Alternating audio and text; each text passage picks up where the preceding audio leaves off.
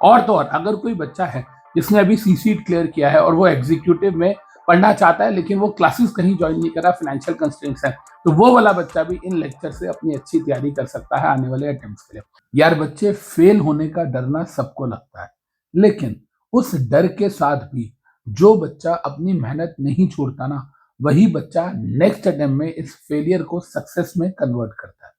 बच्चे, आप सब लोगों को पता है कि आपका आज से 35 डेज में रिजल्ट आने वाला है 25 अगस्त को, एंड लास्ट के 5 दिन आप वैसे भी कुछ नहीं पढ़ पाओगे अपनी टेंशन की वजह से। तो बचे 30 डेज। इन 30 डेज का बेस्ट यूटिलाइजेशन कीजिए ताकि जो आपका रिजल्ट डे होगा उस दिन आप जो डिसीजन लेना चाहोगे वो आप ले सको। मतलब अगर इन 30 डेज को आपने अच्छे से यूटिलाइज किया तो उस पर डिपेंड करेगा कि आप 25 अगस्त को आपका जो रिजल्ट आएगा उसके बाद क्या स्ट्रैटेजी, क्या डिसीजन लेने वाले हो आप दिसंबर के एग्जाम के लिए। अगर मान लो आप इन 30 डेज को मस्ती मजाक में गुजार देते हो तो उस टाइम पर आपका जब रिजल्ट आता है तो आपको लगता है कि यार मॉड्यूल 1 मेरा नहीं क्लियर हुआ, भगवान ना करे नहीं हुआ, एंड मॉड्यूल 2 को भी मैंने खास प्रिपेयर नहीं किया, अब बताओ मैं 1 करूं कि 2 में, तो फंस गया। वहीं अगर आप इन 30 डेज को बहुत अच्छे से यूज करते हो, चाहे आपका रिजल्ट पॉजिटिव आए या negative, you are in a better off position. आप सोचो ना, आप इन 30 डेज को पूरी जान लगाते हो, मॉड्यूल 1 दिया था तो 2 पढ़ते हो, 2 दिया था तो 1 पढ़ते हो, एंड आप 30 डेज के बाद आपका रिजल्ट आया, मॉड्यूल 1 आपका क्लियर है। अगर क्लियर है तो बहुत अच्छी बात है, 1 क्लियर है और 2 में तो हमने ऑलरेडी जान लगा रखी थी, या 1 क्लियर नहीं है लेकिन हमारे 193 मार्क्स आए, 188 मार्क्स आए, तो बहुत कम मार्क्स नहीं है, तो हमें पता है कि हाँ यार हम दोनों कर सकते हैं। लेकिन प्रॉब्लम कहाँ आती है, जब ये 75 डेज हमारे पास थे जिसमें से ऑलरेडी 40 डेज निकल चुके हैं, अब जो रिमेनिंग 35 डेज है जिसमें से 30 डेज को हम प्रोडक्टिव कर सकते हैं। मेरा रोज के 10 घंटे पढ़ना है एंड 300 घंटे के अंदर अच्छे टॉपिक्स को आप पढ़ सकते हो। देखो, सच बात क्या है, अपने आप से सच बोलना सीखो। आपको पता है कि आपके कौन कौन से वीक एरियाज थे, आपको पता है कि कौन कौन से चैप्टर्स हैं जो आपको अच्छे से नहीं आते, उन चैप्टर्स को कॉन्सेप्चुअली पढ़िए बच्चे। मैं बार बार बोल रहा हूं कि ये 30 डेज की यूटिलाइजेशन आपकी 25 अगस्त की स्ट्रैटेजी को फाइनलाइज करेगी, एंड वो स्ट्रैटेजी डिसाइड करेगी कि आप दिसंबर में पेपर क्लियर करते हो या नहीं करते हो। इसके लिए मैं आप लोगों के लिए एक इसका कह लो उपाय लेके आया हूं, अपनी तरफ से एक सॉल्यूशन लेके आया हूं। क्योंकि देखो, एडवाइस देना बड़ा आसान होता है, लेकिन उस एडवाइस को इंप्लीमेंट करने के लिए रिसोर्सेज भी तो चाहिए होते हैं ना बच्चों को, तो वो रिसोर्सेज कहां से मिलेंगे। तो बच्चे, मैं ना आप लोगों के लिए एक नई ड्राइव तैयार करी है। उस ड्राइव का नाम है how to utilise your time before result.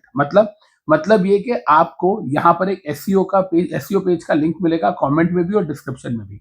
उस पर आप जब क्लिक करोगे तो वो आपको अनअकैडमी की ऐप पे लेके जाएगा, एसईओ का पेज। वहां पर आपको मिलेगा हाउ टू यूटिलाइज, एक अलग से डायलॉग बॉक्स होगा, how to utilise your time before result. उसके अंदर ना मैं आपको सारे के सारे चैप्टर्स जितने भी मेरे पास हैं सीएस एग्जीक्यूटिव के 5 लॉस के, उनके सबके लेक्चर्स मैं आपको वहां दे रहा हूं और मैं बता रहा हूं कि आपको क्या क्या पढ़ना है उसमें से।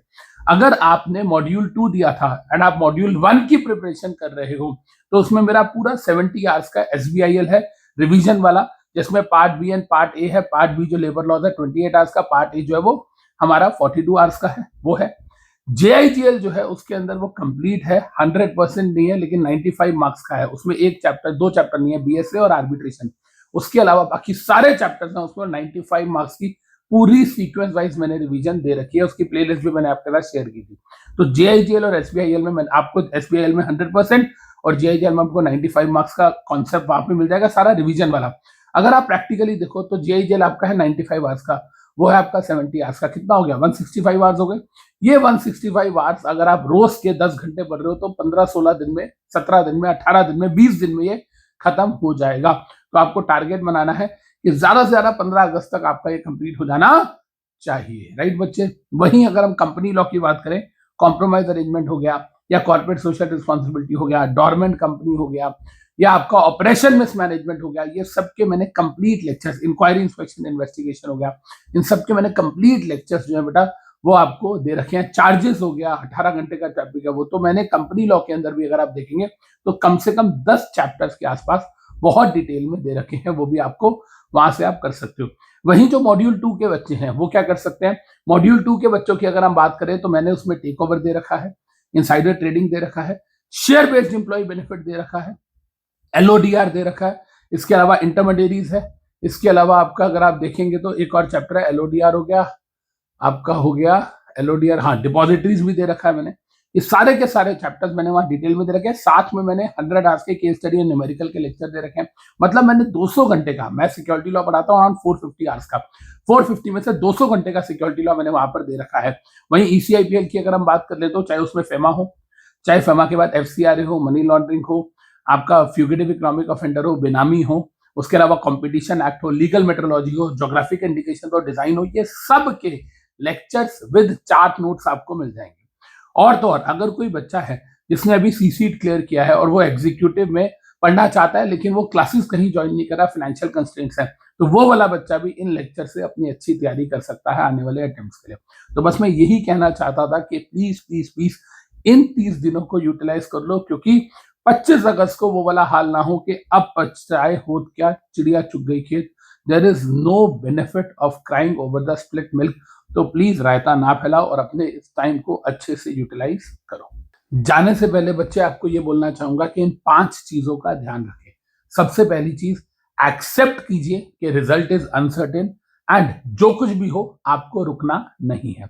दूसरी बात, आप अपना जो शिफ्ट है ना वो रिजल्ट के डर से ग्रोथ पे शिफ्ट कीजिए। आपका ध्यान ग्रोथ पे होना चाहिए, कोर्स कवरेज पे होना चाहिए, पॉजिटिविटी पे होना चाहिए। आपको ना टॉक्सिक कंपैरिजन से दूर रहना है। यार मेरा जो दोस्त है उसका तो हो गया, यार उसके तो एग्जाम अच्छे हुए हैं, यार उसका तो पहले भी एक ग्रुप हो गया था, उसका इस बार भी दूसरा निकल जाएगा, मेरा तो एक भी नहीं हुआ। इन सारी चीजों से आपको दूरी बना के रखनी है। आपको ना अपना प्लान बना के रखना है, ईदर वेज, मतलब ईदर आउटकम, चाहे मैं पास होऊंगा तो मैं ये करूंगा, खुदा ना खास्ता नहीं हुआ तो मैं ये करूंगा, लेकिन मैं गिव अप नहीं करूंगा।